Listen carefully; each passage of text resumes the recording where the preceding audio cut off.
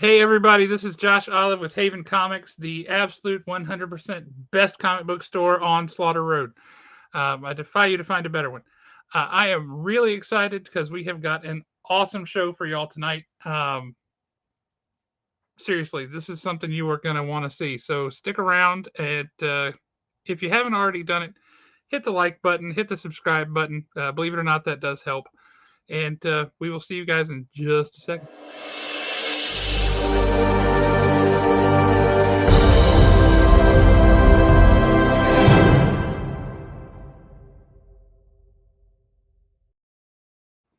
Alrighty, it's Thursday night. That means it's time for Shop Talk.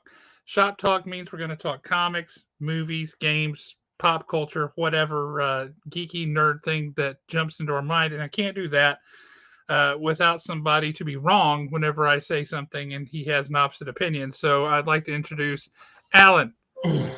What's happening, man? Well, I went to the doctor earlier in the week. Yeah, you all right?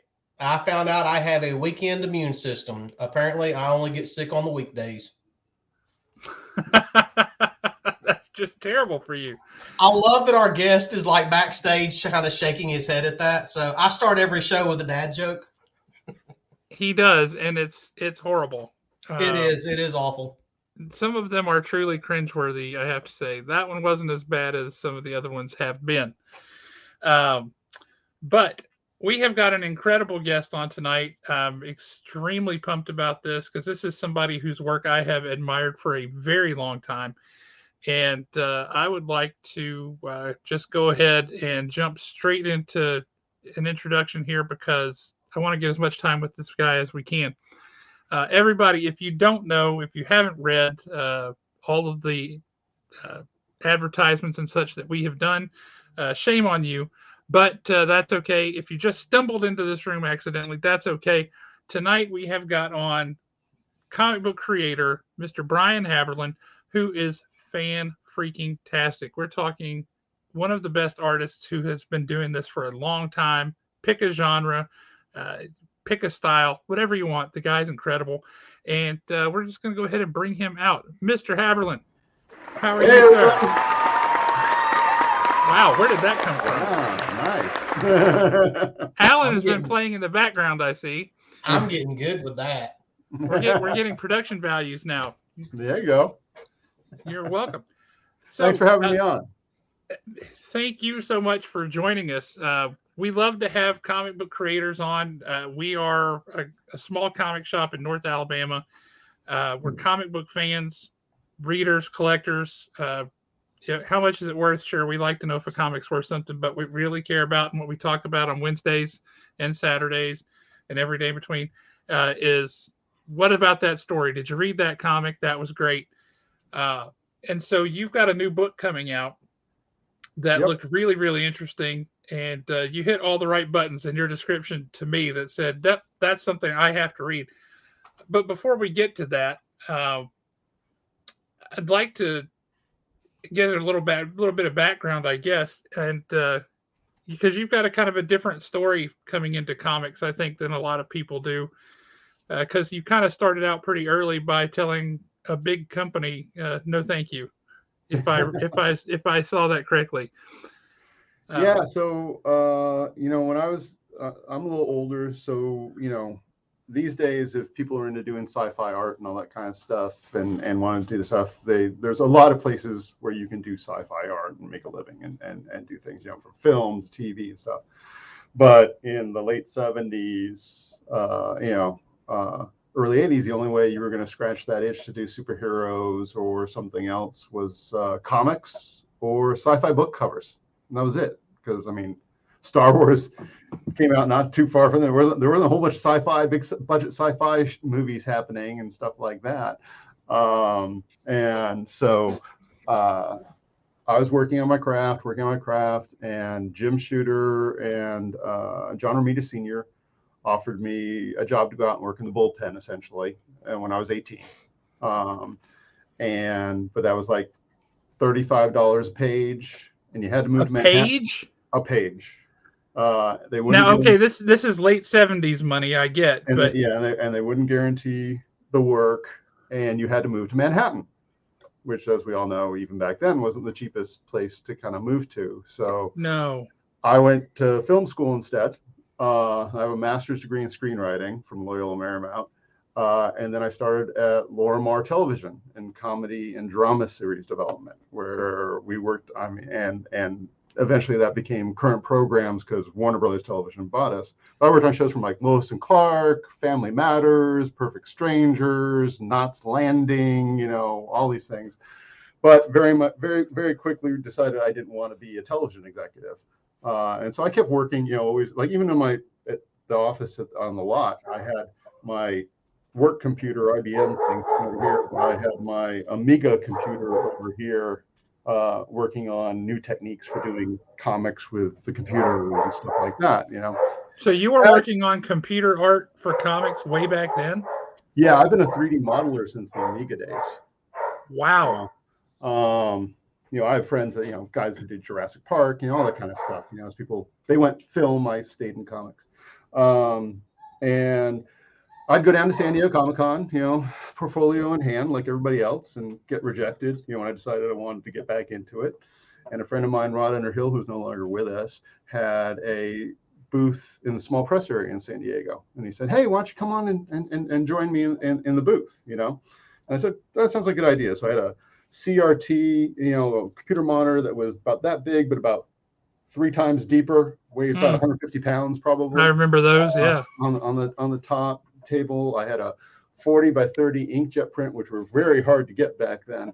A Green Lantern with a 3D modeled power battery behind him that I penciled, inked, and colored. And on the monitor, I had a 3D animated Spawn with his cape landing and the cape flowing on the ground. And everybody and their mother offered me work that year. I bet. So couldn't get a job the year before. I mean, I've always been a professional illustrator before that, but not in comics before that. Now the computer nerd in me is curious. When you were doing like the digital graphics back then, what type of programs were you actually using? That was an Animation Master for the 3D stuff, which I believe still exists today in some way, shape, or form. And I was probably using, for the painting stuff at that time, Painter, which was when it was the first sort of natural media looking software besides Photoshop. But Photoshop was probably involved in some way, shape, or form. You know, back in the early days, there used to be much more there's more competition now again, but there was a whole period of time where there were 4 or 5 major paint programs that were all kind of in league with each other, from Micrographic Picture Publisher to Photoshop to, you know, Painter to a whole bunch of other ones that were all vying for that crown of we're going to be the best digital painting program, you know. But yeah, I believe that was probably Painter back in the day. And so, you know, Mark Silvestri came by, and it's funny because you know how we all are with our kind of periods of comics. So like there's periods that you started first getting into it, and those were your heroes. Those are the people when you, and it always kind of goes down a little bit like when you go to school or college or in those, you know, those early 20s kind of thing, and then it kind of comes back up again.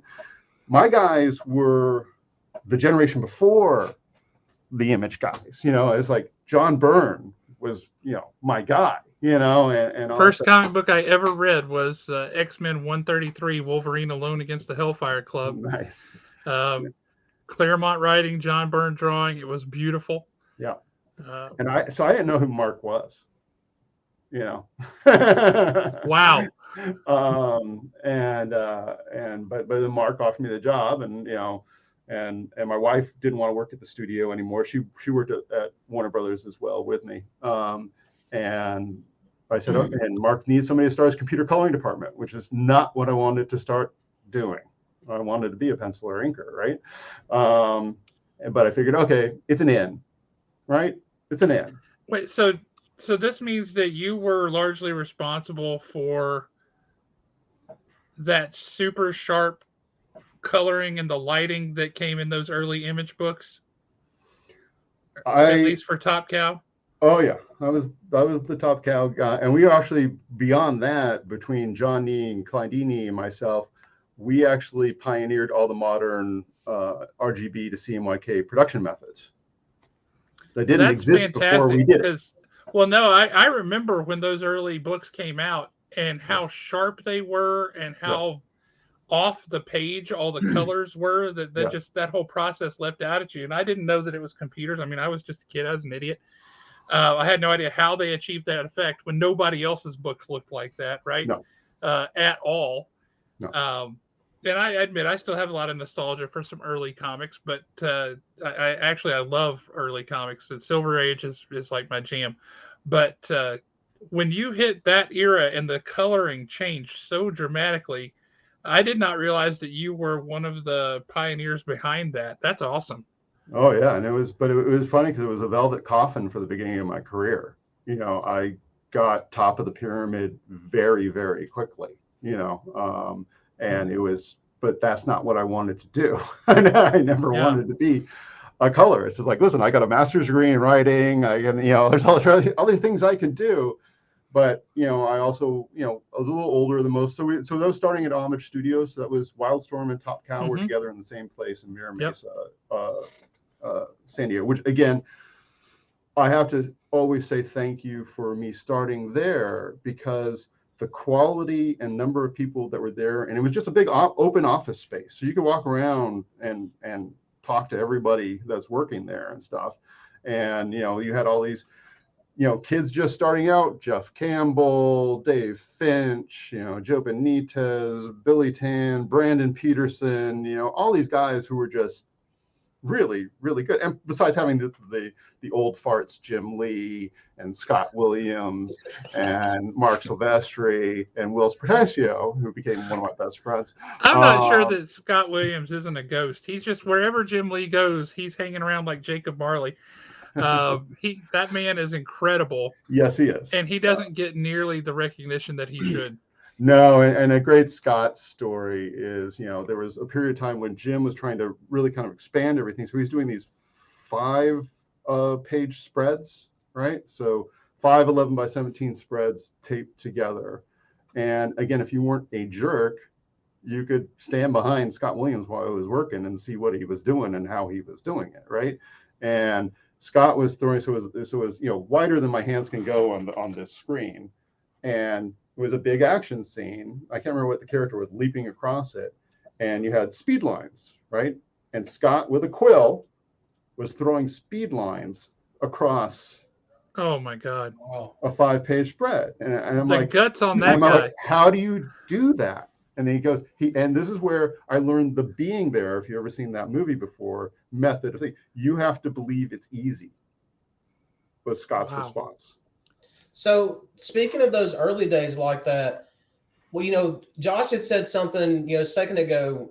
I mean, I'm from that era also. I mean, Josh and I are close to the same age. I remember when Image and Top Cow and everybody, you know, that entire group was just coming out. And one of the things that always caught your eye when you walked into the comic book store was the art, was the colors. I mean, you were drawn to it to pick it up. When y'all were doing those things, was that a collective decision? Hey, we're going to push this direction with the art and colors. We want to try to do things that people haven't done before, or did that just kind of happen organically? No, that was all part of the plan. And again, something that kind of doesn't exist as much in comics anymore is I was always trained from the very beginning when I first started there. It's like everyone's job is to make the product better at the end of the day. Mm-hmm. So the inker is to improve on the pencils. The colorist is to improve on the pencils and the inks, you know, and even going to the lettering, you know, that had to be done really. We had great letterers back then doing stuff too. And I mean, the only thing I think the beginning days of Image that could have used a little bit better was some better writing. There was a little 100% bit too much. Agree with that. There was a little bit too much of, oh yeah, my brother needs a job, or, you know, my best friend from high school needs a job, or whatever, you know. And, you know, I think Todd tried to do that, you know, in bringing in, like, you know, Grant Morrison and all these other guys in the beginning. And there should have probably been more of that, you know, that would have been, but again, you can't argue with that initial success. I was there with Jim, Scott, and Mark, had the conversation where Jim walked up to both of them and Jim goes, do you think we should cancel the book if it sells less than 500,000 copies?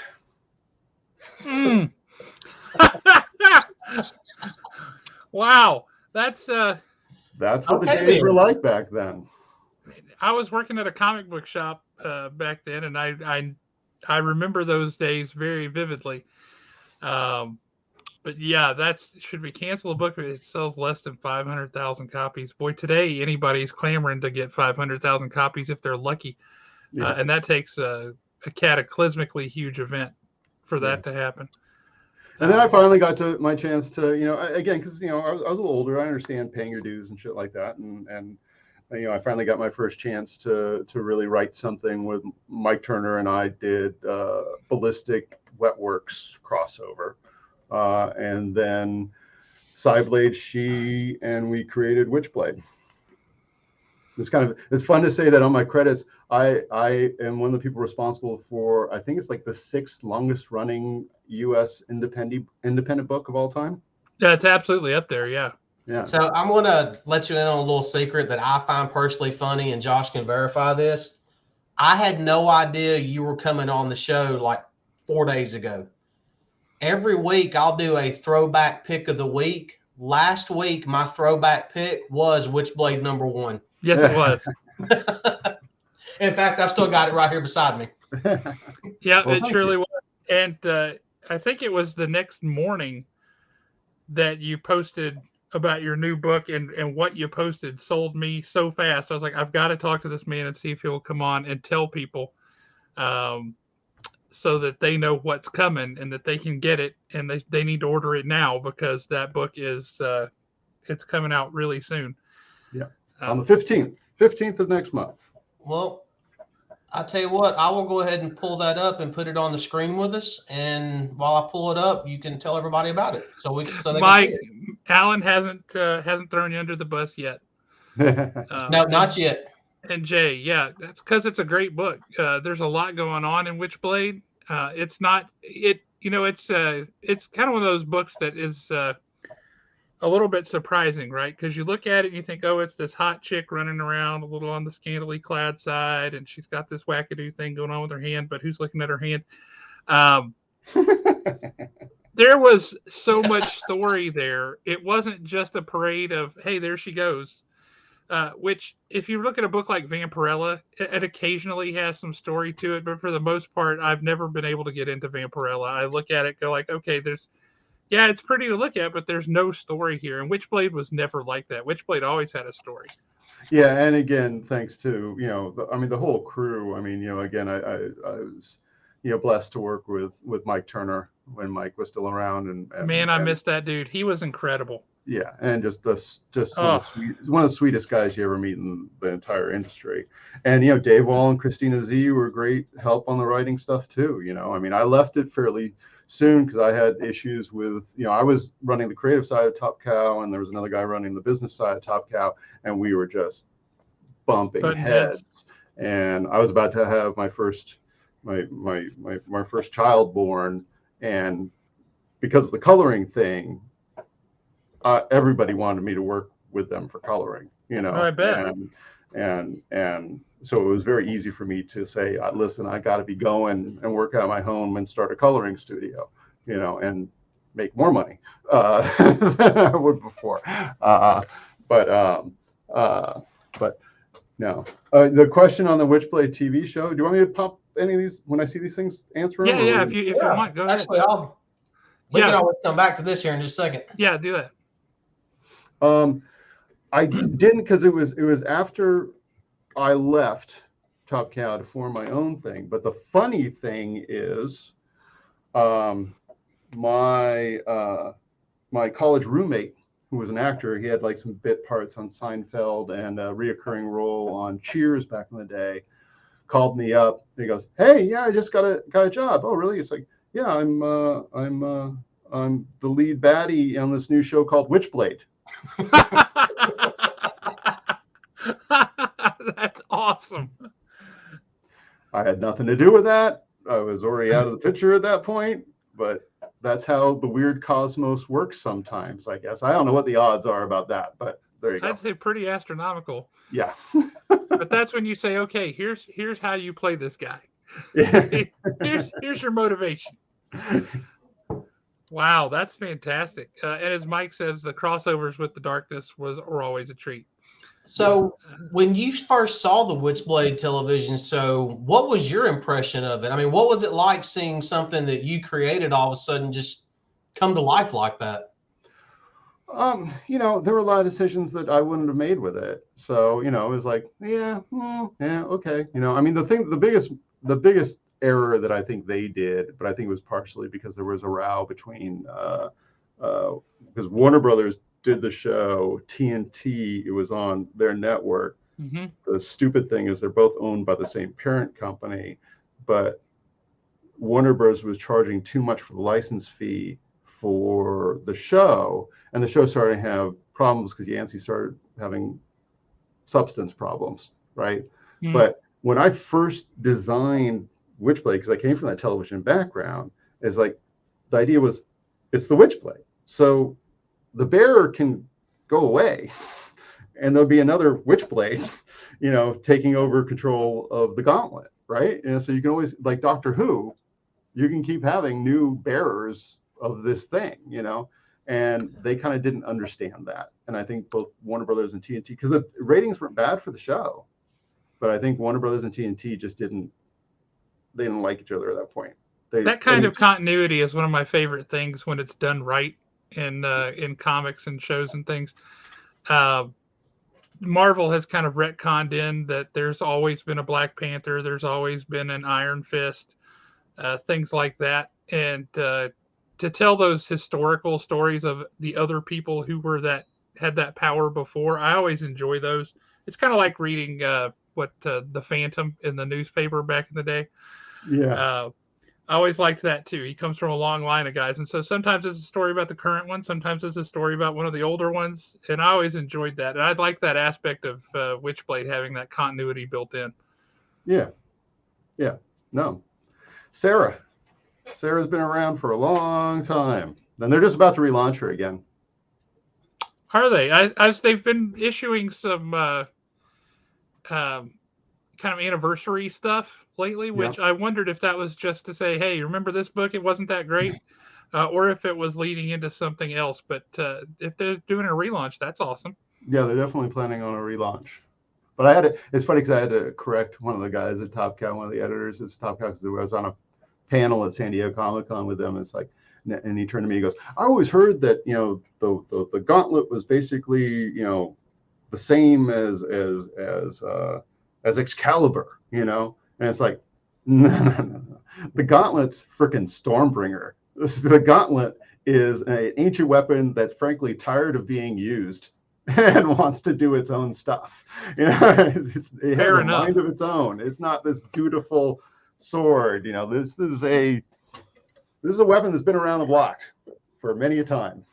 In fact, there was one time in the original, I'm not sure if they still keep to the original kind of history of it.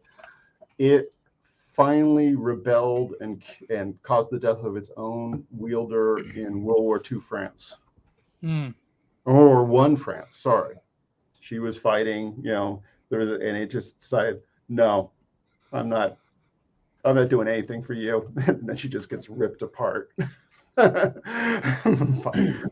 enemy gunfire. And it's not until later, and when we picked up our story, because there's been, the legends about it, and people have had it, but no one understood because it was so guy-centric. Everyone thought, oh, it has to be a man who has to put it on, and no one, blows up your hand basically if you do it, and stuff. Right. And it wasn't until she got it on her, it's like, oh, duh, Anyway. Now, are there? Yes, the Witchblade Gauntlet is sentient. So, with the Spawn Witchblade that y'all did here recently, are there plans to go forward with that? Will we get more of those type stories? Spawn, because in that one it was medieval Spawn Witchblade. In my mind, I think we should have a Witchblade Gunslinger crossover and then a Witchblade Al Simmons crossover. Well, again, that's kind of the fun thing about Witchblade too, is she's a legacy character, so you can tell stories from the bearer, in the Old West, right? Because somebody during that time period had it, and all that kind of stuff. And I guess I always love making characters that do that kind of thing, that can transcend, and you can tell old stories and new stories and all that kind of stuff with them. Well, you know, I drove the medieval Spawn Witchblade thing. I called up Mark and Todd, say, hey, let's just do it, you know, and stuff. So, you know, it probably would be up to me again to say, hey, let's do a, you know, I mean, because I've done both books, you know, I penciled and inked Spawn for 2 years, you know. Yeah, Tots, I got to tell you, if you have not read Witchblade, you absolutely need to do it. It's one of the longest running books, independent books ever, let alone just from Image or what have you. And there's a reason for it. Really, really good book. Thanks. It looks beautiful. The story's great. And it's got a good mythos built around it. Yeah. So it's not just the surface level stuff that we got a lot of back in that day. It was really, really good. Thanks. So since you've written Spawn, since you worked on Spawn, Witchblade and everything, what would Javier's response be to Witchblade, being the cowboy? Wait, say that again? I'm sorry. What do you think Javier Gunslinger's reaction to Witchblade would be? Depends if, you know, they were on the same side or not. Okay, you know? Yeah, I kind of have to accept that answer. You know, Nick, yes, it's definitely before your collection.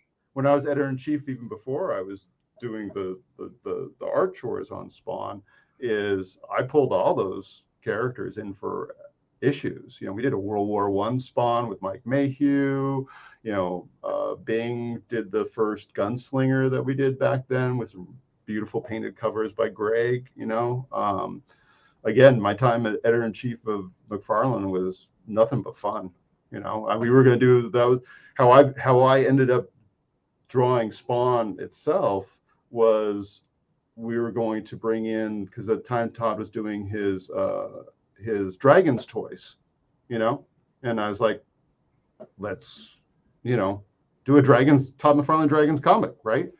And so Brian Holguin started writing it, and I started drawing it, and I was turning in pages to Todd, and Todd was like, Jeff, you know, the guy who's doing this Dragons book, he's pretty good. I think maybe he should take over the Spawn title. And I'm like, Todd, that's me, you know. Yeah. Two points about that. One, that's hysterical. Two, love the impression of Todd. Yeah, I've known him for a long time, so. If only you had a baseball that you were throwing around while you said it. Nick, yes, Witchblade was definitely before you started collecting, and I know that because you got your first comics at my shop. But yes, I'm sure that you've got some in your collection because I know you've bought a few collections before. But if you were going to summarize Witchblade similarly to how you summarized The Last Barbarians, to just say this is what this book's about, how would you summarize that? Because Nick is now wanting to go back and read it. It's a New York detective.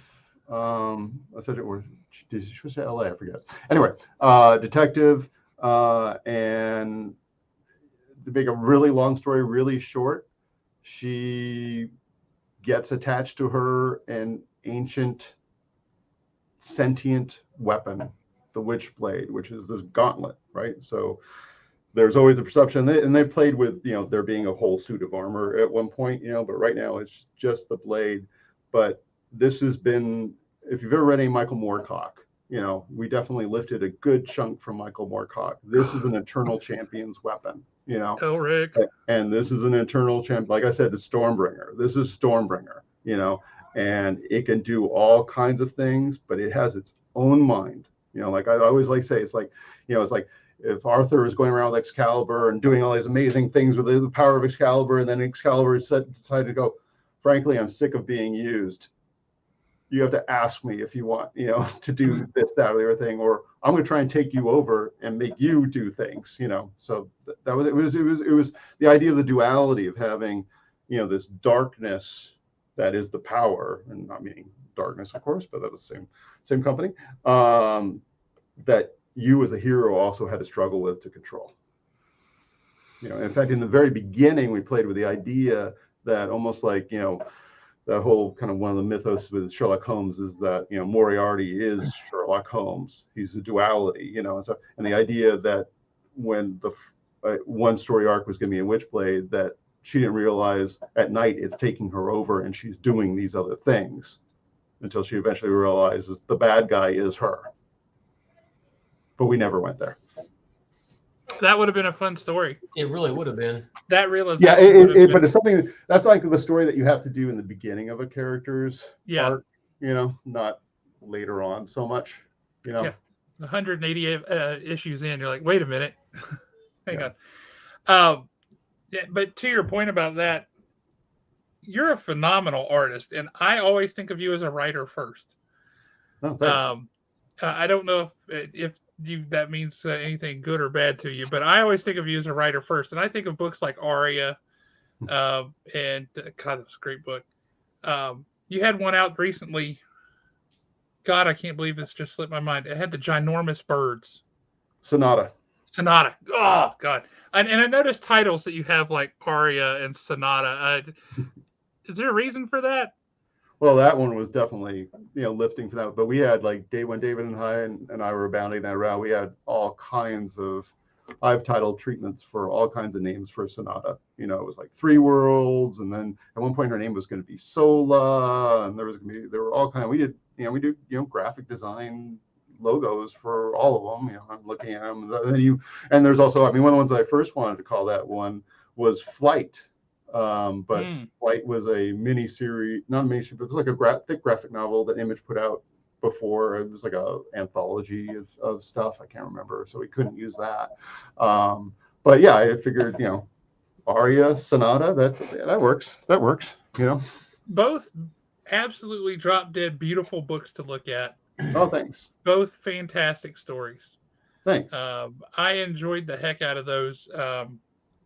And I can't think about Aria without thinking of Jay and Acleto either, because just y'all kind of went together like ham and eggs to me. It was well, fantastic. And again, don't forget Brian Holguin in there. For sure. Again, going way back, the guys who introduced me to comics in the first time, and going back to for the Last Barbarians, so where all this came. Let's go full circle. So why Last Barbarians is my D&D-esque fantasy book in 1979. The very first wargaming club opened in my hometown of La Cañada, called the War Club, which had like the old Indian War Club was the symbol for the thing. Nice. And there I met friends that I still have today. You know, my best friends are all from role playing back then when D&D, and 2 of them were Kevin Holguin, who was Brian Holguin's older brother, and Brian Holguin. And Brian, who, you know, had done a gazillion issues of Spawn, co-created Aria with me, you know, and wrote most of Aria, and who's just amazing writer. But that was, you know, we met Gary. It was back in the beginning of D&D 79. It's like Gary Gygax came by the store. I got to meet him and hang out, and you know, we had one of those great guys, Rick Wall, the guy whose store it was. He had the legendary, okay, we're going to run the campaign, and he was one of the kill your characters, tear the character sheet up guys. Yep. Then. We've got a guy who does that today. I don't. If you've played, oh shoot, what's that system called? I can't believe that is run. I can see the cover so clear. Anyway, there's a system that's a throwback to first edition D&D in that regard. It's highly lethal, and the GM does that. Whenever your character dies, he takes your character sheet and rips it up, and he'll run what he calls a funnel, which is all these characters go through, and he has a stack about this tall of pre-gen characters because you're going to go through them. And so when you die, Dungeon Crawl Classics, that's it. Thank you, Tom. It's so fun. I'm sure this is not going to come out very well. Let's see where we are. So this is like one of my characters. This is Shadow from. The focus is going to go that close, isn't that? Yeah, it's not wanting to, but I get the gist there. Yeah. Oh, there it is. Yep. Nice. So that's Shadow and his younger sister who takes care of him, Sylve. So you got the figures all set and ready to go. So are those going to be available? Yeah. I'm gonna Excellent. ship some out as thank yous to some stores and stuff too. You know, I forgot it. Are you Comics Pro or no? I will not be at Comics Pro this time because I've already got another trip planned, which I'm very sad about because Comics Pro is one of the best meetings ever. Yeah, but Comics Pro is I'll be out coming at Comics Pro with stuff too, because we're also going to be debuting there my newest collector's trading card set, Grossimon, that I just got the trademark for. What is it called? Grossimon. So think Garbage Pail Kids for Digimon and Pokemon. I love it. Oh, that's fantastic. You know, Garbage Pail Kids has seen a weird resurgence in popularity the past year or so. They've been getting several comics, and it's been all over the place. Dynamite, I think, is publishing it. But yeah, that's some crazy stuff. That's hysterical. Yeah. That sounds like a fun game. You really are creative all over the place, aren't you? I try. Wow. So let's pull up The Last Barbarians and talk about that. So for anybody who does not know, this is a new comic that comes out here in just a couple of weeks. That's the A cover right there. And I will say, the minute you said Michael Moorcock, and I thought Elric, and I look at her, and I can see some influence from Elric a little bit, just in the thinness, the pale skin, all. Maybe just me, but I can see it. I'm like, there's a little bit of Elric there. That's Bone. She's one of our bad people in it. She's one of the bad people? Yep. Oh, well, dang, we're already rooting for the bad guys, because that's awesome. That's Bone, and her partner is probably, if you have the next one, well, that's kind of the idealized version of our heroine, Sylve. Wait a minute, I kind of got this out of order. So the next one is her partner, the one with the. See, that's the A cover. This is the B. That one. Okay. That's her partner, Blood. So Blood and Bone are two of our baddies. Nice. Yeah, I'm definitely rooting for the bad guys. Yeah. And then Sylve, she's their good one, but that's kind of more the stylized version of her. She's not that. I mean, basically, the gist of the story is it's a world where basically you got to declare your guild. You know, you got to either be a warrior or a thief guild in the thieves guild, or mercenary, or magic, or cleric. And since she's been a kid, been able to pick a pocket with the best of them. She's been able to do a little bit of a spell. She's been able whatever, but it's so strict in this world. If you do not declare a guild, you can't get work, even though she could do all these things. She's multi-talented, and they label anyone who is not in a guild and does things that you should be in a guild for a barbarian. And so she's one of the last barbarians. And she has the longer backstory with her huge brother, who I just showed you the figure of, Shadow. 7-2 is this guy. He was once the golden boy. He was going to be the warrior. He could beat anybody when he was 16 and all stuff. And Sylve's entire village is wiped out by some sort of dark magician. Her family's killed, and her brother's been rendered into a simpleton. Man. And so she's been taking care of him, even though she's basically, I don't know, maybe 17 or something like that for years. But she's got to confront that whole, I can do anything and do everything, and you're trying to make me so I can't, Now, the other thing, though, is there's clearly going to be some humor in this book. Yeah. Because you said 3 terms that leapt off the page at me. 1, D&D, check. 2, Terry Pratchett, heck yes. And 3, my favorite movie of all time, The Princess Bride. Yeah. You mix those 3 in combination, and if you're even half successful, that's going to be amazing. We just got our sales numbers in it, and it did very, very, very, very, very, very well.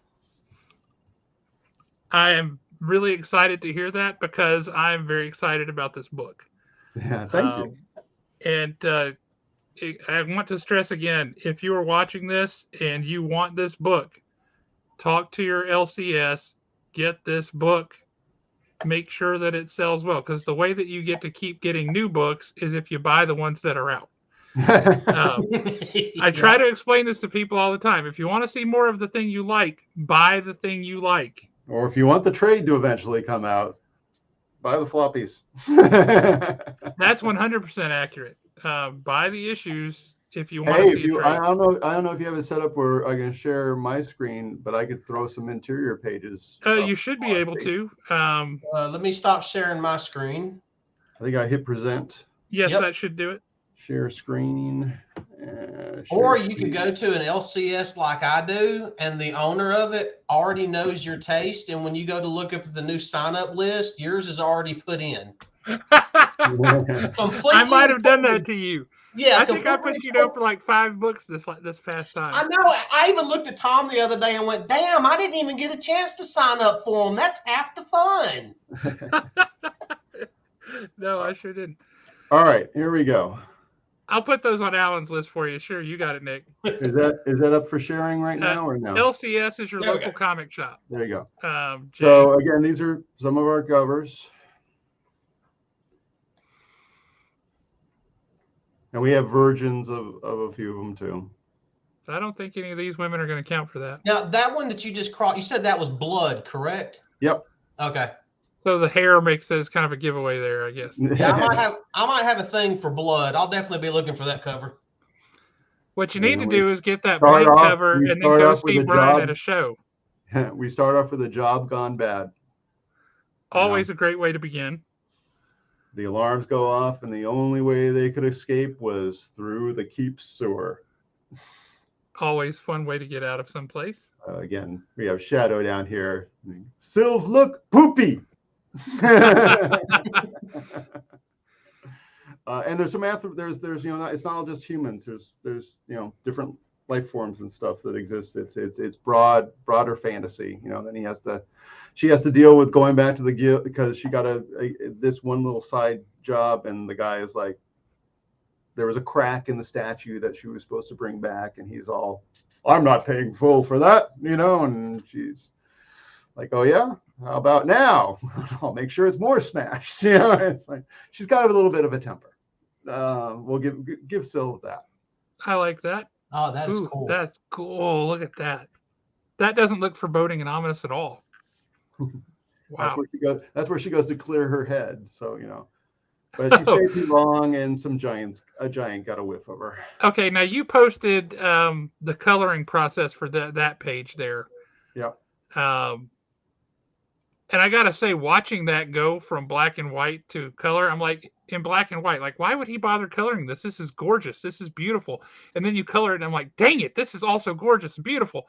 Again, I would love to do a black and white book, but they just don't get ordered as well. They don't, and it's one of those things where, and I've come to accept that as both a fan and a retailer. I get it. But when I get commissions and I get art from an artist, which if you come to the shop, I've got art all over the place from folks. I like it black and white. Yeah. For that art, I just prefer that.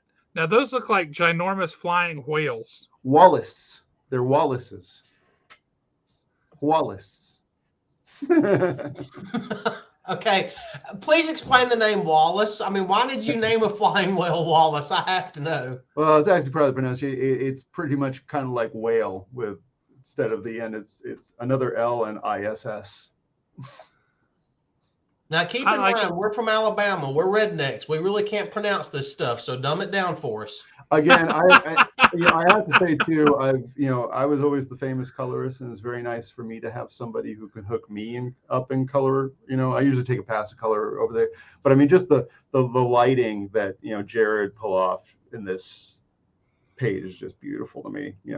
As a non-artist, whenever I watch a colorist at work and I watch what they do to a page, the lighting is the thing that gets me. Is like, how do they know that? How do they see where that light is coming from and what it does? because like just the shape, like the back of my hand, I would just color that all with one color and say, yep, that looks like that's done. But a colorist will put all kinds of different shades on that. Yep. Well, I mean, and you like, get a look at the weird depth, and eyeball. it's incredible. I mean, when you look at the eyeball, the way you see like what would be the person's reflection in the eyeball, and it's like the light is coming around their fingers and kind of through it some. That is amazing. Yeah. No, Jared did a great job. I only have to do little touches at the end. He does most of the heavy lifting on the color. But again, So what is I've what is this deserved someone Badger? like that for all my years of hooking Joe Quesada up and Todd McFarlane and Greg Capullo and Mark Silvestri. So there you go. Fair enough. Now, what kind of guy is this little Badger? That's Hedgie. Hedgie. Okay. That's actually his full name, because I always want to make sure I say these things right. He is Randall Hedgington Hempstead, the 16th. The 16th. Oh, I'm glad the name is carried on a few generations. But everyone but Sylv just calls him Hedgie. With a name like that, I imagine a very proper sort of a fellow. Yes, rather have tea at 3, please. Thank you, Jeeves. Yeah. So she's trying to work out. She's in desperate situations, and essentially at the end of the day, she takes a job from this guy that she should not have. And this is the cleric? Yep. Okay. Her friend tries to warn her off. They lose their place to stay. She has no choice at this point, basically. I mean, everything goes wrong, and she has to take the job. It starts again, like loses their place to sleep. Of course, it starts raining. It makes everything even worse. And then she has to make her deal with this guy. So very much a fantasy world. I mean, we're getting a heck of a preview of the book, y'all. This is incredible. Yeah. But very much a fantasy book. This is my favorite creations from it. That's not going to give me nightmares tonight. This is a Jack-a-Spider. I see that. Yeah, that's not horrifying at all. And it jumps too. I always love jackalopes, so I figure a Jack-a-Spider sounds like a good creation to me. I think that if you added a rat tail to that thing, you would embody hell. You give everybody nightmares. Yeah. And then we have our next issue covers. Okay, I definitely cannot wait for this to come out. And this is what, February 15th is when this hits? Yeah. I ordered Kill It With Fire. I'm with you, Jay. Kill it with fire. Whereas as Tots is saying, that should be an STL file for 3D printing, just so you can scare people. Now, is this going to be a new ongoing series, or will it be a mini series? Right now, it's set for 5 issues, and then probably then another mini series, because that will bring us through that whole storyline. So right now, I'm thinking that's probably how that will work out. But again, as you guys know, business also depends on these things. If we were on issue 5 and it's selling 50,000 copies, there'll be an issue 6 and 7 and and 8. Right now the first story arc is set to end at 5. And then it depends. I can't control what people think of these things and stuff. At the end of the day, if there's enough people who want it, then yeah, I'm happy to do it. May I convince my LCS to sign me up? Yes, Tots. You, Tom, Mike. I think there's 2 or 3 others too have already in this thread have said, yes, put this in my pull list. Yes, put this in my pull list. We got you all covered. We ordered pretty heavy on issue 1, but there's still time to go back in and order some more if we need to, and we will absolutely do that. Because we want to make sure this gets in everybody's hands, because I'm just telling y'all right now, if you haven't read any of Brian's work before, you're missing out, first of all. But if you haven't read it before, you don't know that it's going to be a good story. I can tell you it's going to be a good story. And the artwork is absolutely exquisite. Thank you.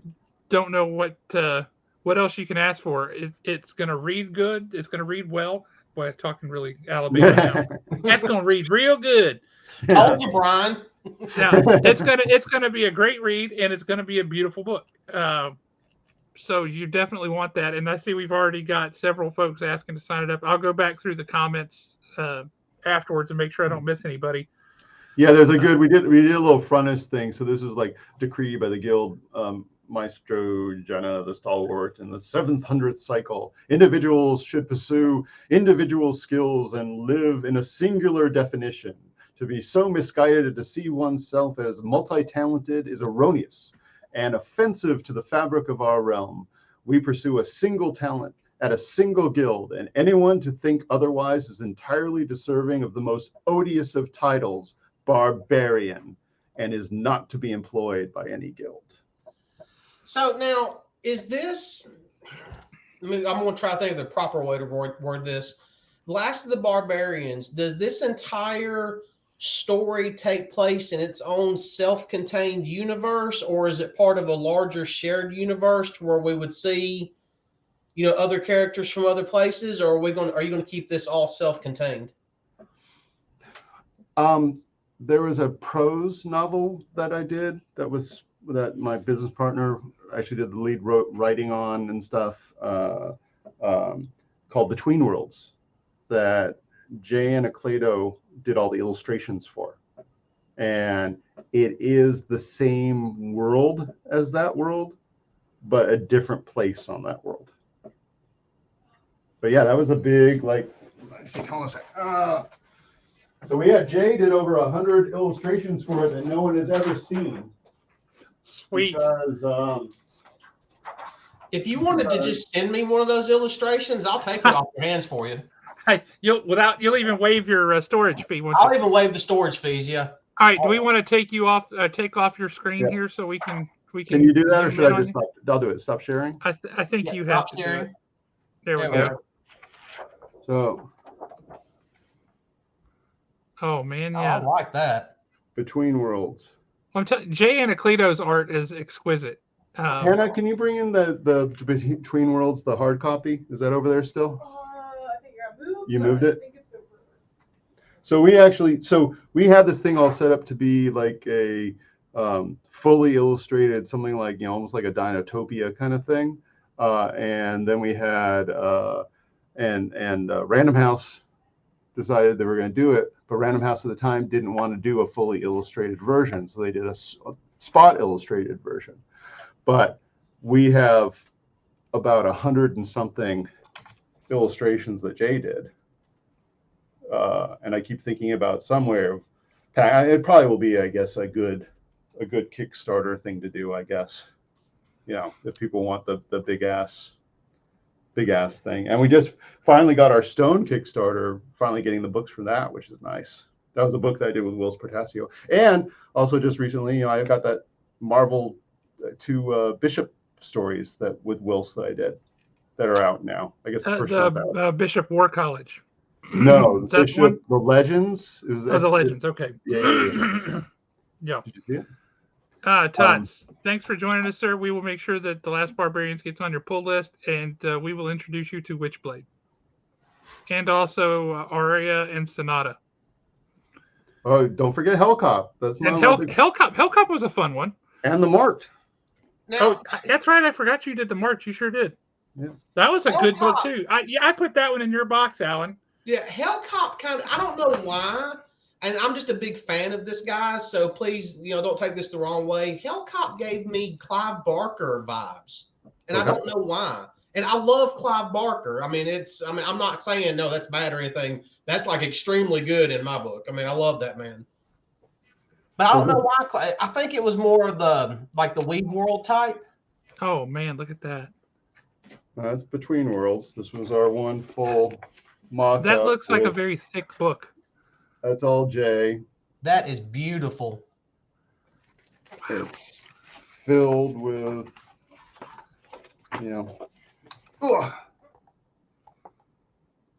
illustrations that Jay did.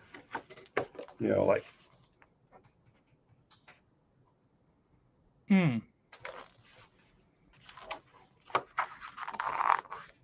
Now, is this available somewhere? Because No, it doesn't exist. it has to. The version that exists has maybe 10 illustrations in it that all have augmented reality, because I used to do that with all my books too. But this one, this beastie has, you know, just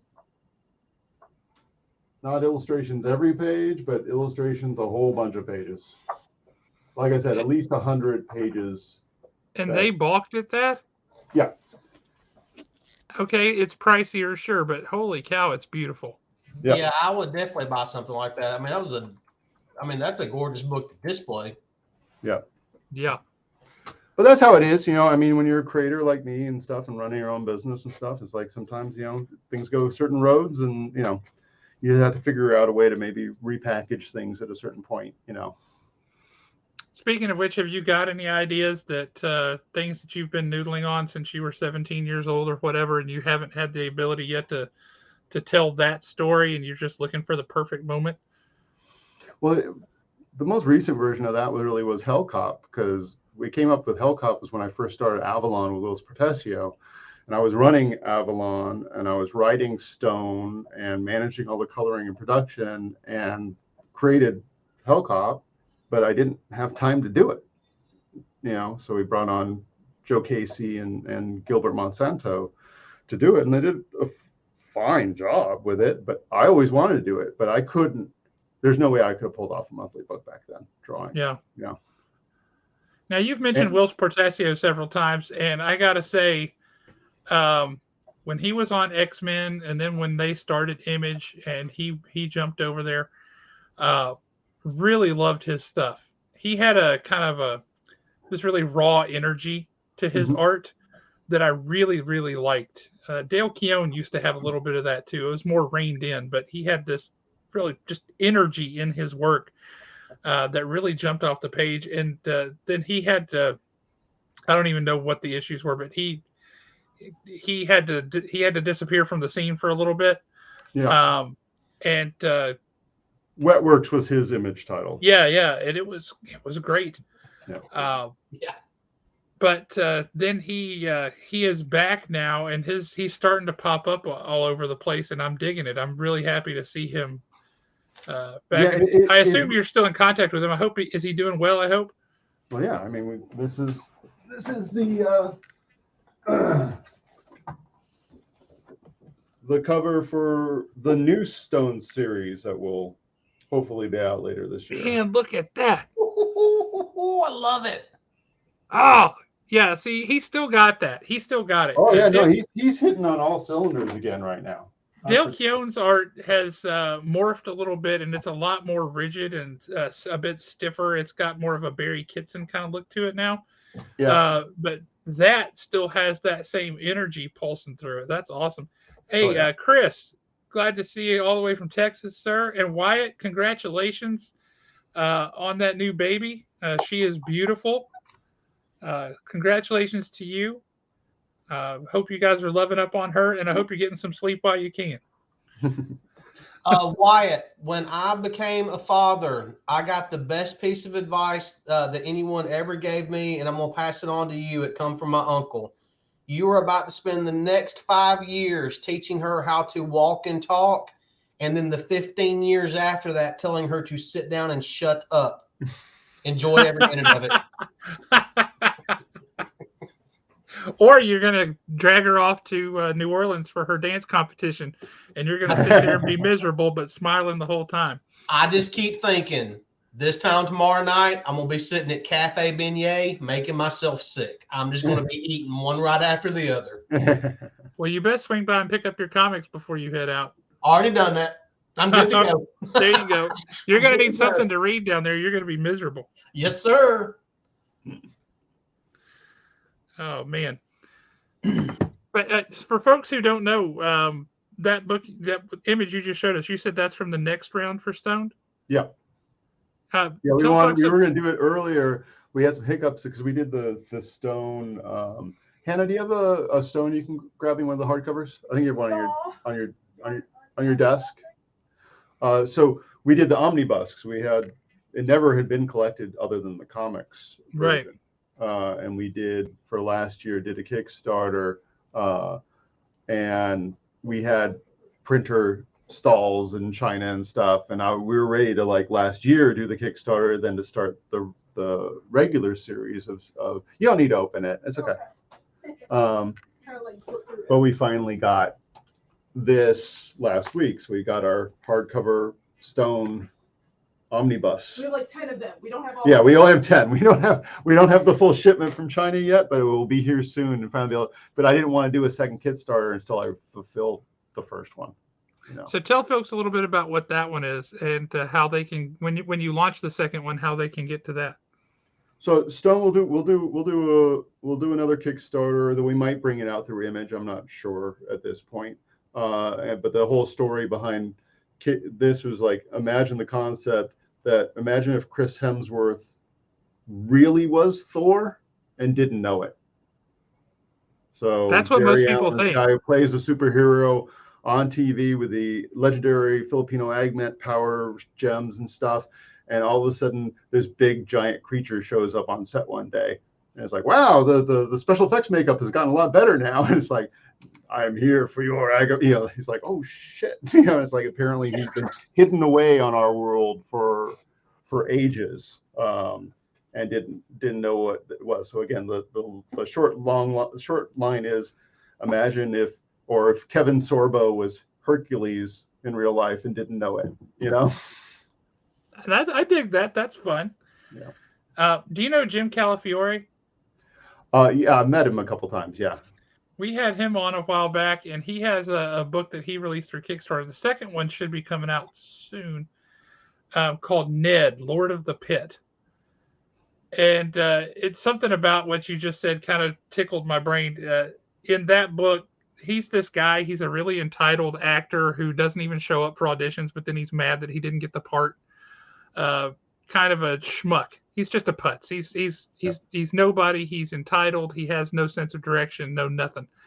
And he gets this feeling somebody's following him, and he keeps turning around and looking, and there's somebody there. And then he realizes it's a demon, and he's like, "Am I going crazy? Am I the only one? Can you see this person? What's happening?" And he's the only one that can see him. But the demon finally, he's freaking out and he's thinking, my God, I'm dying. And the demon says, look, you've had enough fun up here. Your dad wants to retire. It's time for you to come home and run hell. And he's like, what? I don't want to run hell. What are you talking about? But it's this whole deal. And it's so macabre and it's so gross, but it's also hysterical. That sounds like fun. It's this crazy book, and what's it called again? Ned, Lord of the Pit. It was a Kickstarter. Yeah, it was a Kickstarter that Jim Calafiore did. It was a lot of fun. Two brothers, Nick. Yes, Brian did the marked. Yes. Yes. Yeah. Fantastic. Okay, now I've got something that I want to pull up on the screen. I want to ask Brian about because. At number one, it just absolutely amazed me when I saw it, but then I actually read what you posted with it. How is this just messing around? What? No, you got to try things. If that's just messing around, next time you mess around, just throw it in an envelope and send it to me. Yeah, I'll put it up on the wall at the store. Well, Hannah, can you just grab me a pile of the watercolors real quick? I saw my that. assistant, Hannah.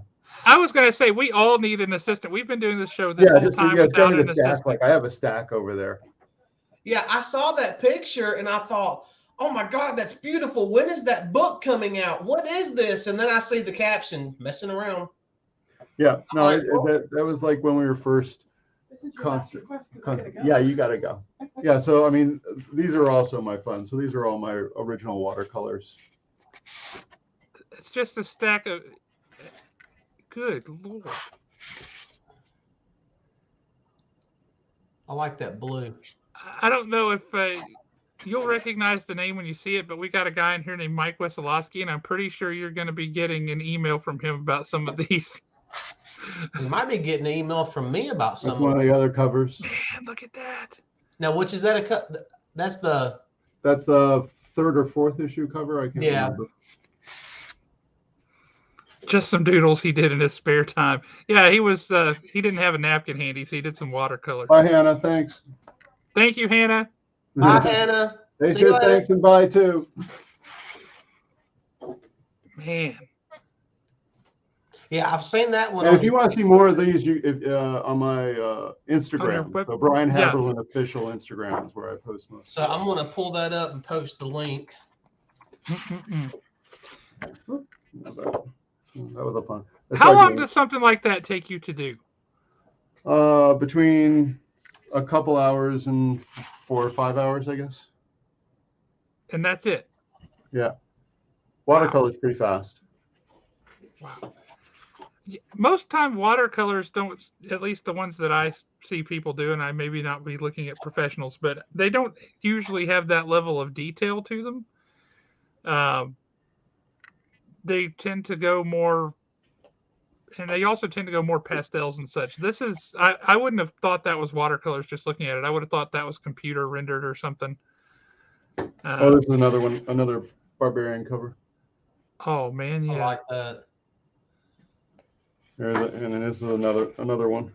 Now, is this something that you do in your spare time, or is this just like to relax, or? It's to relax, but I mean, I got a few covers out of it, so and it's also because again, I used to be like more of the known as the digital guy, and you don't have originals to sell if you're purely digital. So I do a lot of those covers that you've seen are hybrid. So I'll do take the watercolor, I'll bring it in, touch it up in Photoshop, add some stuff or whatever to it a little bit, clean it up and stuff.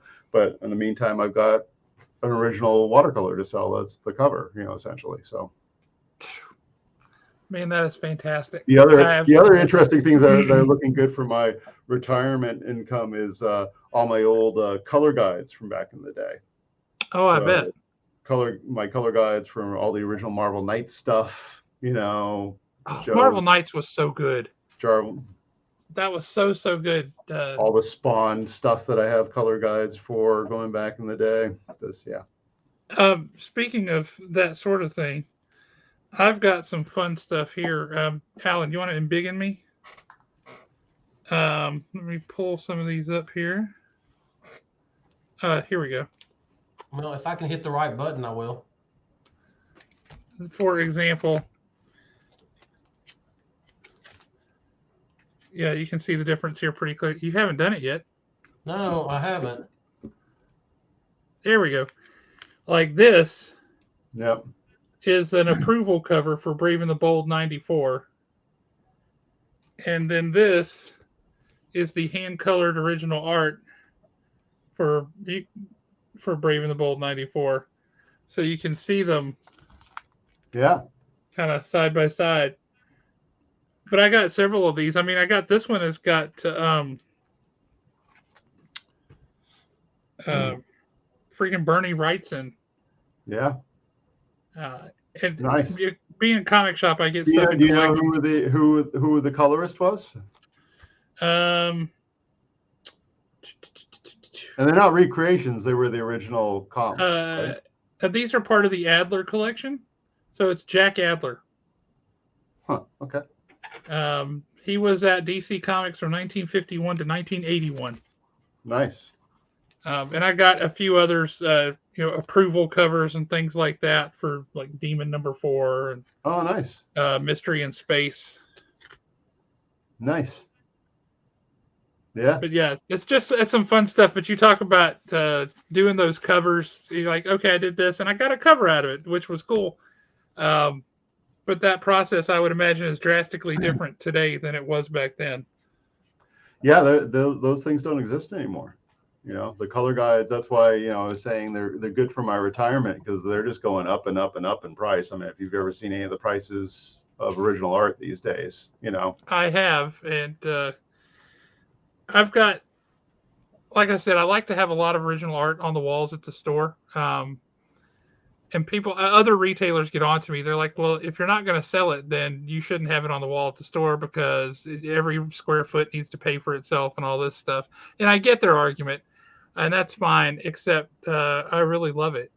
Yeah. And I want to be able to show it. And for me, having pages of original artwork on the walls, that's just awesome. But I mean, I've got con sketches and all kinds of things.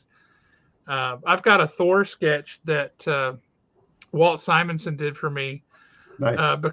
Because Wheezy made him. We were in Chicago at Wizard World Convention years ago. She was on the tab on the ticket. He wasn't even supposed to be there. I had no idea he was going to be there.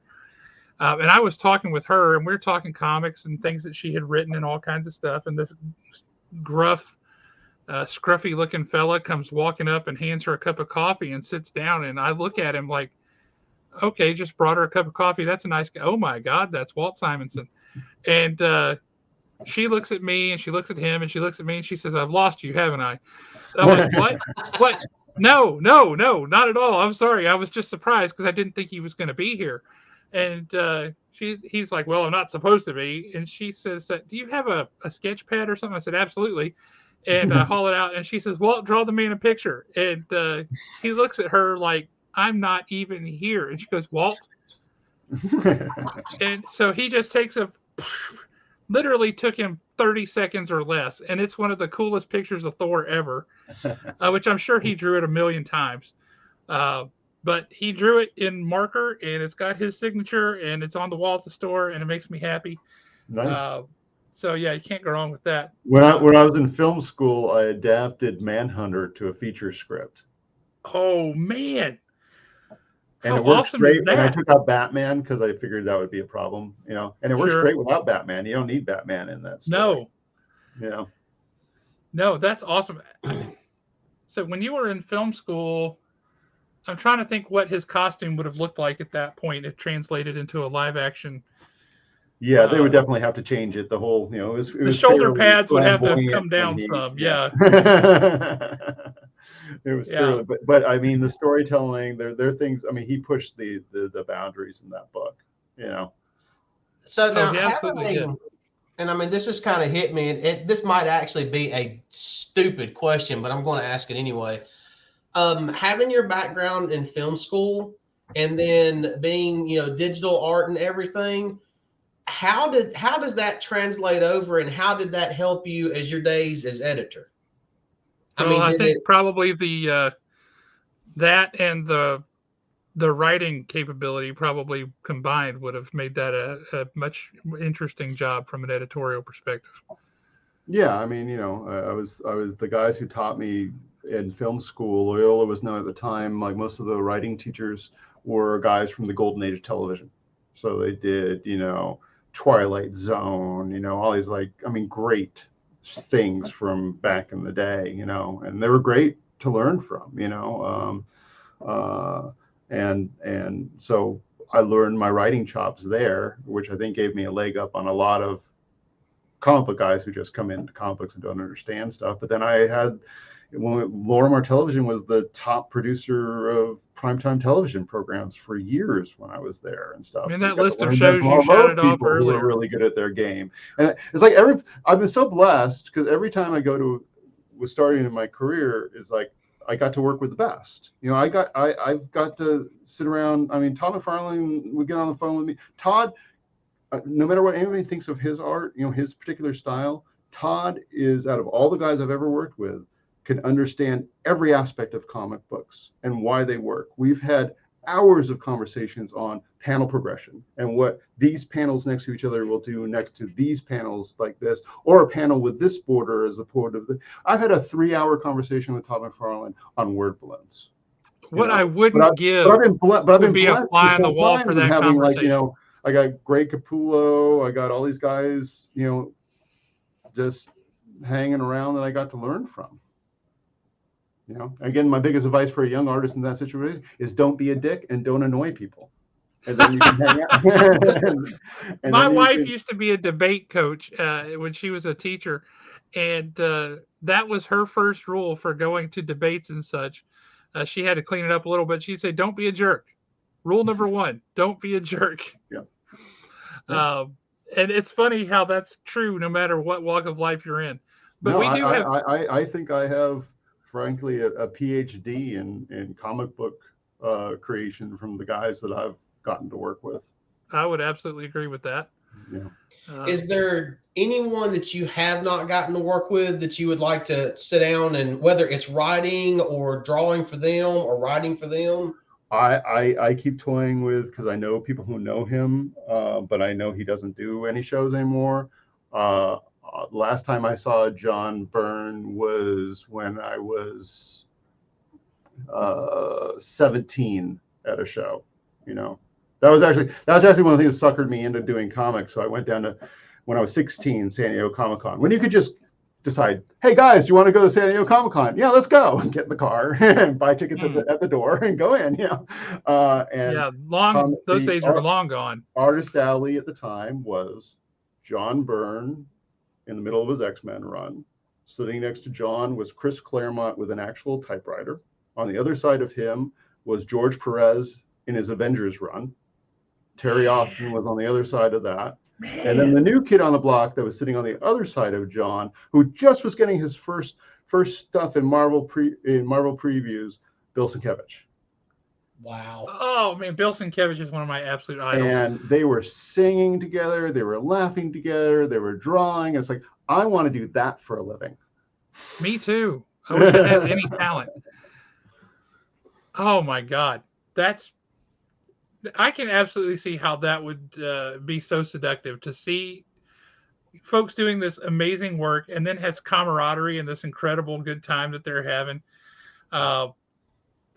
Who wouldn't want to be a part of that? But yeah, I keep toying with the idea of having my friends who are much closer to him than I am, and just buying a plane ticket and go out there and just, let's go get dinner. Probably the other ones, any of the guys from the, Barry Smith. I love Kaluta. I'm a little bit more of an old school dude. I was at a show in Atlanta, and I got there early. And because I'm a retailer, I wasn't a vendor at the show or anything, but because I'm a retailer, they let me in early. I'm like, okay, weird. I ended up helping Mike Kaluta set his booth up. And then the next day I come around and there's nobody there. And I'm like, what's going on? Why does he not have anybody at his table? And I sat down and I stood there talking with him for a long time when he said, look, I got another chair back here. Why don't you come back here and sit down? And so I came and I sat there with him. We talked for about 3 hours about everything. And what a wonderful, wonderful human being. He's an awesome dude. When I was still at Warner Brothers, my wife worked for Judith Payne Mitchell, who was like the queen of producing movies for television, right? And I would go down to, her office. When my wife was there, and it's like, well, let's go get lunch or whatever. And I noticed across the floor there were all these on, foam core, all these illustrations, and I was like, oh, and they were all Mike Kaluta illustrations, because that's where Mike makes, or had made more, or still probably does, makes most of his money on production art. And it's like there were 20 Mike Kaluta illustrations just leaned against the floor, So it's like, what's going to happen to these? Because they're going to end up in my car. I will say this, and I've learned as a fan and somebody who's a big comics nerd and not having any artistic skill, a lot of times you'll say, hey, your work reminds me of this guy, and you mean that as a total compliment. And the person who hears it is like, why are you comparing me to other people? I have my own style. I do my own thing, right? It's not a thing we do on purpose as fans. It's just ignorance. Yeah. But I couldn't help it with Mike Kaluta. I said, I've got to ask you this, and I know it might be, I'm sorry if this is rude, but I have to ask. Your style and Charles Vess's style, y'all do things very similarly. Some particular things, your color palette you use, there's particular flourishes used that y'all seem to, you just have this kind of thing in common to me. And I said, is that a fair thing to say or not? Because you just have this similarity to your work. And he goes, well, I would hope so. We took the same classes together in college, and we were roommates for a while. And I was like, okay, good. It's not just me being a jerk. Yeah, and it's also who their references were by then. I mean, they're both heavily influenced by Arthur Rackham, again, going back to those older turn of the century illustrators, and even Barry Smith back in the day. That's what that was the thing because if you saw Barry's very first work, he was aping Kirby, and then all of a sudden it's like, no, wait, I'm going to take these pre-Raphaelite painters and I'm going to start bringing that over, and that's what came into the Conan stuff. And it was like people were like, oh my god, this is well, it was groundbreaking. And then when he was doing Ultraverse and he did Ruse for Ultraverse, not Ruse, Rune, and it had that kind of style to it, and you're like, I don't know, this guy is weird and freaky looking, but this is amazing. Have you seen his newest book, Monster? Yeah, that is a tome. The origin of that too, that it was originally going to be a thing. No. Yeah. No, that was originally supposed to be about Ben Grimm. Yeah. That changes the whole thing. I'm gonna have to go back and read it again. Yeah, it's kind of like, I mean, again, I don't know but originally that was going to be something, and I forgot how the falling out happened with Marvel, or didn't happen, or whatever. But kind of similar to what was that last Frank Miller thing that he did that was supposed to be a Batman thing, and then they didn't make it a black Batman thing. It was a Batman story.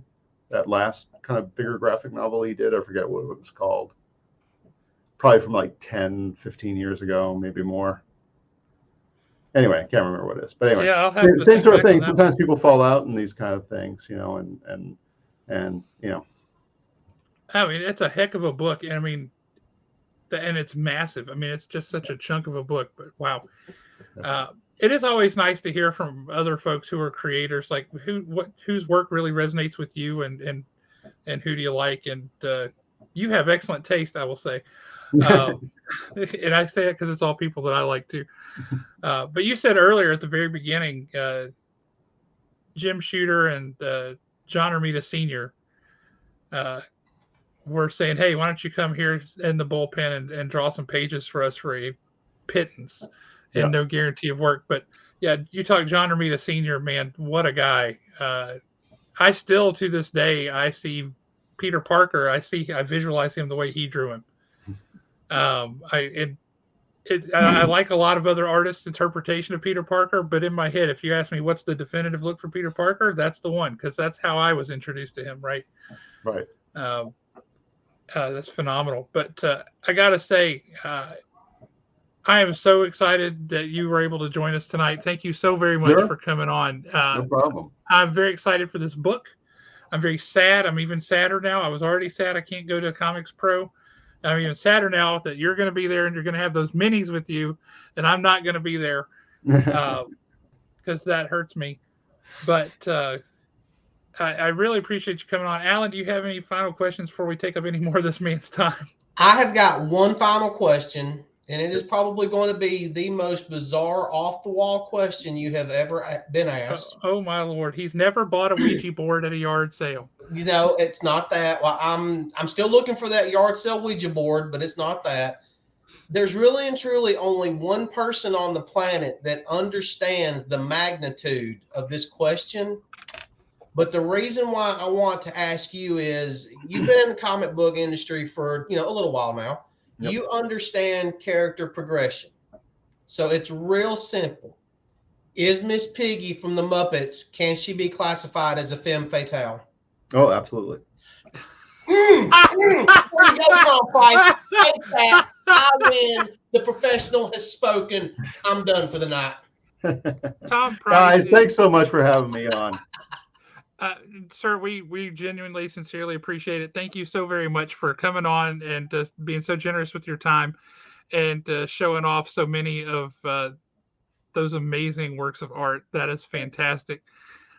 Yes, I do know why you want Last Barbarian blank covers, and we'll make sure you get some. I know I ordered several specifically with you in mind.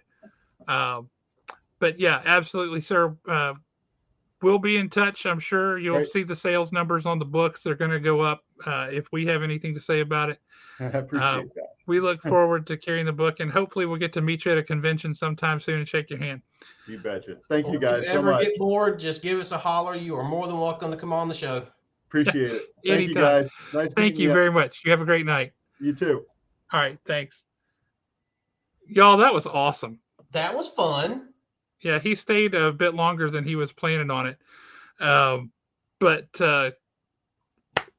wow, we got to talk to BRIAN HABERLIN, and I can't tell you how happy that makes me. That dude makes some fantastic comics. I don't know. I find it funny that, the past couple of weeks, we've been talking about these books and everything. And then all of a sudden he's on. And I mean, for anybody that thinks that I'm joking, go back and watch last week's episode. The book is literally still, or at least I thought it was. Maybe I was wrong. I mean, literally, we were talking about Witchblade 1 last week, and then the very next day, it's Speak of the Devil. I mean, here he comes. I mean, it was freaking awesome. I loved it.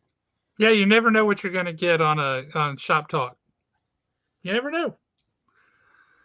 God, that was awesome. I'm so excited. And y'all, seriously, I said we had Mike, we had Tom, we had Tots, and Alan. Apparently, Nick is signing up extra copies of that book for you. Nick is still trying to get some type of payback for that issue of Gold Goblin #1 that I put in his box. It's not going to work, Nick. It's not going to work. That's hysterical. But yeah, guys, hit me up and let me know. I did not order all of the covers, but if y'all want specific covers, let me know, and I'll make sure that we get them for you. I definitely want that Blood cover. Blood, she looked friggin' awesome. She looked like a badass. Well, yeah, she was stacked. She looked like she could take care of business. I mean, she was going to lay a hurting on somebody. Mm-hmm. But yeah, I didn't realize that those two were the bad guys. I find it interesting that the A cover has the bad guy on it. Yeah, I do too. That's not what I was expecting at all. That is different. But I like the whole aesthetic. I thought it looked really, really cool. That was fun. So I know that we've been going for about an hour and a half, but we're going to go ahead and do this right quick. It won't take long. Well, we've time for some books. So I will say this too. I was not purposefully wearing the same shirt as him. That I had no idea. And I almost said something, but I was like, there's no way I'm saying this. I can't believe we're wearing the same shirt. But we were. That was hysterical. So I only really and truly have 3 from last week we're going to cover right quick. Last week was a pretty light week. Yeah, Darth Vader #30. Now, just because I've only got 3 doesn't mean I didn't read a ton last week. It was just these are the only 3 that I kind of felt worthy to talk about on the show. Darth Vader #30. For anybody that's been keeping up with this, you're going to know exactly what I'm talking about. Vader pretty much now has all of Padme's bodyguards. They have attacked them. They know that Vader is the one that killed Padme. They're trying to take him out. But in this one, I think you get a better understanding of how Vader is cold and calculating the way he works. And I don't think that ever really and truly came across in the movies the way that it does in these particular books right here. And the fact that he was able to literally get these women on his side in the end, I mean, this has actually been the best Star Wars book that there is out there. But it is nice seeing what happened to the Queen's bodyguards. After she died, after literally what was the 3rd movie? Revenge of the Sith. Yeah, Revenge of the Sith. I mean, when it's kind of cool to see what happened to him. So Vader #30, good issue, solid issue. Spider-Man: The Lost Hunt #3. So the first issue was not what I was expecting. I was kind of ho-hum on it. Second issue, I thought, hey, this was better. Third issue, I thought, hey, this is even better than the first issue. But for whatever reason, I read the letters in the back of it, and one of the writers of the letters said something in their letter that once I thought about it and it hit me what they said, I now love all three of these books. This book, it changed the entire dynamic of the story by what this person put in the letter. And it was simple. This is not a Spider-Man story. This is a Peter Parker story. That's absolutely correct. This is not about Spider-Man. It's about Peter Parker. It's about Mary Jane. It's about literally their lives together and what he went through. And I was just kind of like, well, crap, I never looked at it like that. Kind of in a way that Nick Ellis is always saying he wants to see in a comic. Yeah, and honestly, Nick, when you look at it that way and you read those books, realizing that this is not a Spider-Man story, this is Peter Parker's story, what he went through during his, let's say, vacation, changes the entire dynamic of all three books. I flipping love it once that actually hit me and I realized what they were talking about. This one, y'all should have known this one was coming. Nightwing 100. Mm-hmm. Whether That's y'all a gorgeous want, cover too. yeah, whether y'all want to agree with me or not on this, if you're not those who have read this are going to know exactly what I'm talking about. If you're not reading Nightwing, you need to pick up 100 and check it out, because in this book with the story, what Tom Taylor did really and truly sets Nightwing up as to now becoming one of the true cornerstones of the DC universe. But out of all that great story, fantastic art, I love this book. Even with everything that you find out in the book, with everything that happens, with literally all of it. I mean, you get finished reading the book, first thing you're going to think is, hey, go Titans. I mean, you're going to love it. But this entire book actually came down to one word for me. One word was finally spoken in this particular issue, and it made the entire book. Dad. Perfect. I mean, it doesn't get any better. Did it rip your heart? Tell me honestly, honest and truly, did you cry? I did not cry, but I did have to look away for a second. I didn't cry either, but I got something in my eye. Yeah. I think somebody was in the kitchen cutting onions for a moment. Now, as far as those are the only books I wanted to talk about. I'm serious. Nightwing 100 cannot say enough good things about that book. No, Nick, Nightwing has been following. It's been running for 100 issues now. Yep. This current series. I don't remember what issue Tom Taylor took over, but that's when it went from a book that was floundering to a holy crap, that's an amazing book. It was around issue 74, 75, wasn't it? Something like that, yeah. Because literally the first issue that he wrote was the letter from Alfred. Now, that was a gut-wrenching book. Man, that hurt. Yeah, that's to this day one of my, all-time top. It's definitely within the top 10 favorite comics of all time, and it's literally just the writing itself. But with issue 100, yeah, he really went somewhere that I was not expecting. And it even kind of harkens back to that. I think it was in Young Justice, the cartoon years ago, when Robin said to it was some little conversation they were having, and Robin goes, "Oh, so you're just basically preparing me for the day that I join the Justice League?" And Batman tells him, "No, I'm preparing you for the day that you lead the Justice League." So amazing book. I mean, you would definitely like it, and you're going to want to read it to understand what's getting ready to happen, because there's going to be another title that's coming. There's going to be more stories. It does really and truly have the potential to branch out and change a lot of what we know about DC right now. Not for the bad. It's not going to be a bad change. In a positive way, yeah. Yeah. I was kind of having to move a little quick on my throwback pick of the week, so I just grabbed something that was quick and easy because it was on top of my desk and it was proudly displayed. And I want to see if Josh knows what book it is just from the back cover. Well, gee, that was actually on a lot of books. So I know. Is it a? It's not a. Is it thick? It doesn't look thick enough to be a GI Joe #1. That had the. It is a GI Joe #1. Heck yes. Yes. Real American heroes. So GI Joe is there. I love the '80s like rock opera voice. GI Joe is there. Oh God, yeah. Yeah, it's no secret we definitely like some GI Joe on this show. Y'all definitely need to check some of these books out. I mean, it's the vast majority of GI Joe books are very affordable.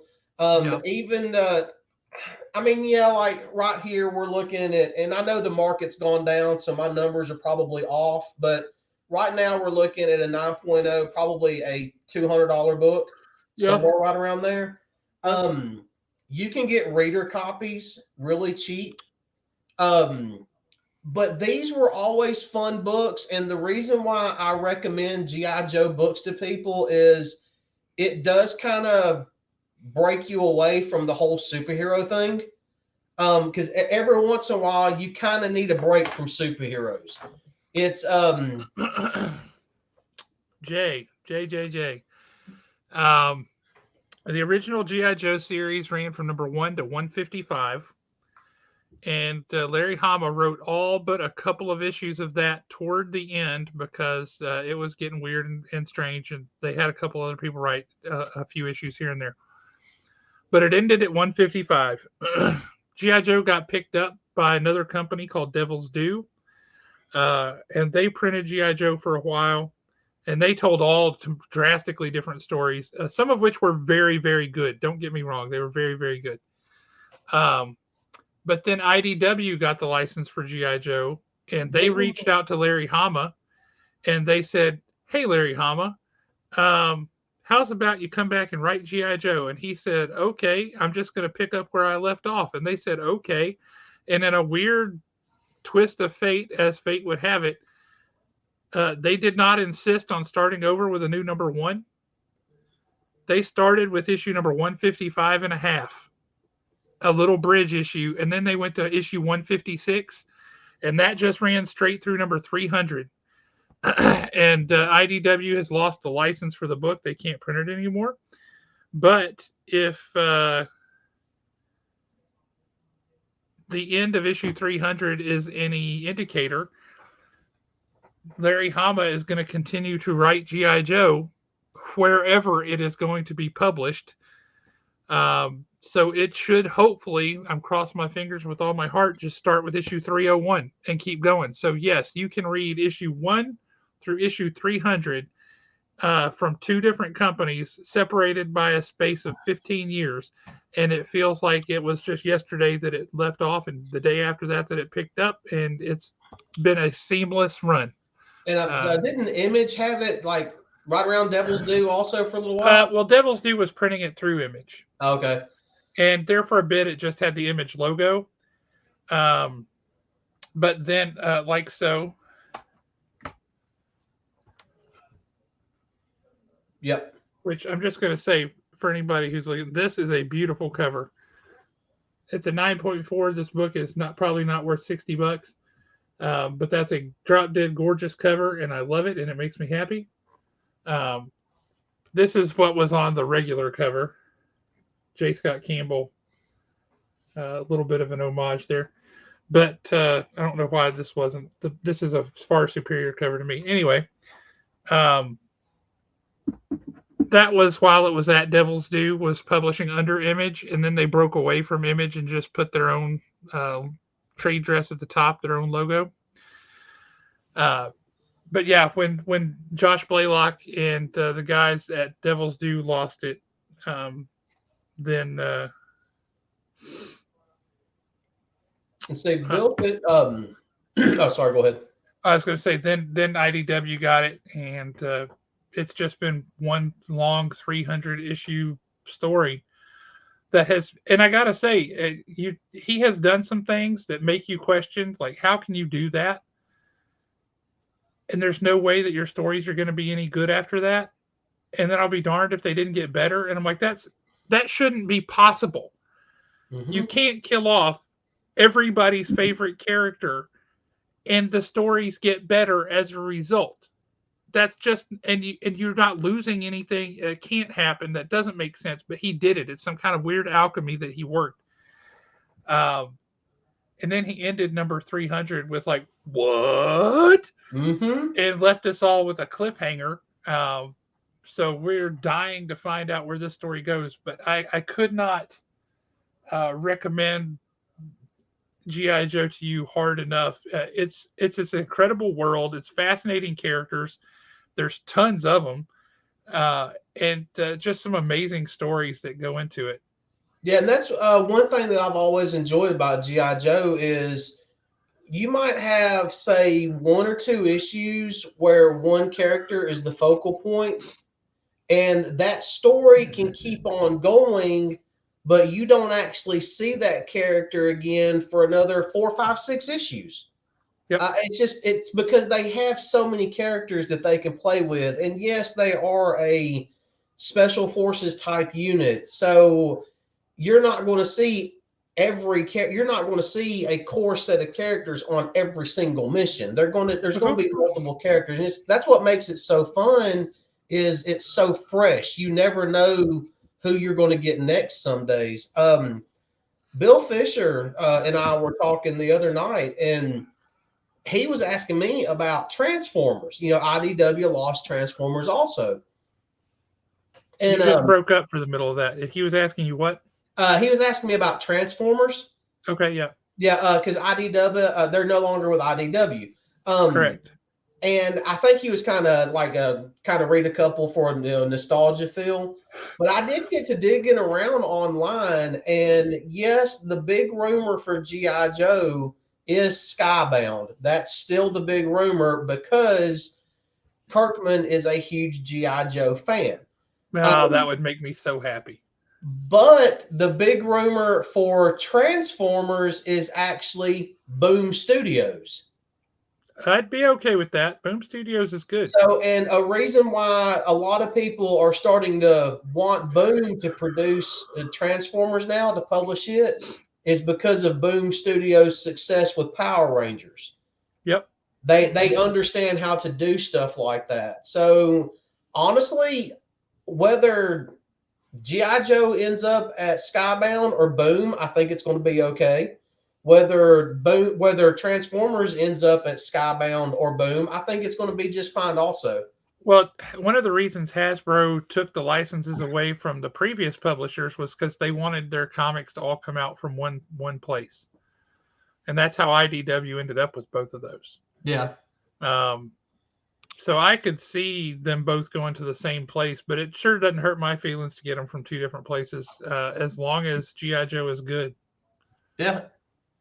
And I mean, it's the way Larry Hama ended 301. Larry Hama knows something we don't know. I'm sorry, the way he ended 300. Yep. He knows something we don't know. And it may take a few months, but we will be getting a 301 and he will be writing it, if it's not already written. I'm very excited. Larry Hama's, he just had surgery on his hand or his wrist or something. So wishing him a very speedy recovery. Indeed. But man, this was a pretty awesome night. Having BRIAN HABERLIN on was cool. Had a great audience. Had a really active chat tonight. Thank you guys for jumping in, asking some cool questions. And yes, we will. Anybody who wants the Last Barbarians at the shop, we will get you signed up. We'll take care of that. And make sure that you get your copy of that book, because it's going to be, in a word, awesome. Definitely going to be a fun book. I can't wait to get my hands on that one. For sure. And we've only got just a couple of weeks, correct? Maybe 3? Yeah, February 15th is when that book comes out. So, yeah, we're looking at, 2 weeks? Mm-hmm. Can't wait. And remember, if y'all all spend a lot of money and do a lot of stuff for your wives on the 14th, on the 15th, she won't complain when you go buy all 4 covers. I like where your head's at, Alan. Mm-hmm. I do. I like where your head's at. But yeah, if you do want specific covers, or you want more than one copy or something, just message the store, hit me on Facebook. If you got my number, send me a text, whatever. Let me know, and we'll make sure that you get those books, because we want everybody to get their hands on this. We want this to be a big success so that we get issues 6, 7, 8, 9, and 10 at a minimum. So looking forward to that. Any last words of wisdom for the folks tonight before we jump off and let everybody get back to their mundane lives? Read more comics.